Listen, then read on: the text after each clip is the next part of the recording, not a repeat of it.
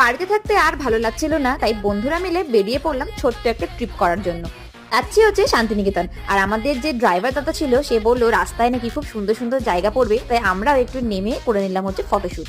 আমরা এখন এখানটায় নেমেছিলাম হচ্ছে এত সুন্দর একটা লোকেশনে ফটোশুট করার জন্য। দুটো তিনটে ফটো দারুণ দারুণ এসেছে, তুলে নিয়েছি।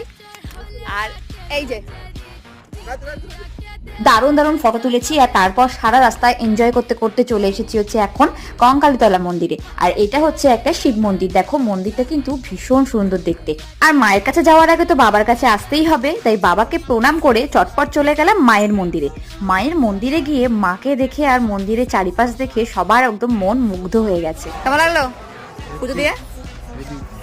খুব সুন্দর জায়গা, এখানে সারাদিন বসে থাকতে সত্যি খুব শান্তিপূর্ণ জায়গা। সৌন্দর্য উপভোগ করতে করতে আমরা জলখাবারটা সেরে ফেলেছিলাম, আর বাকি ভিডিও দেখতে পাবে তোমরা পরের ব্লগে।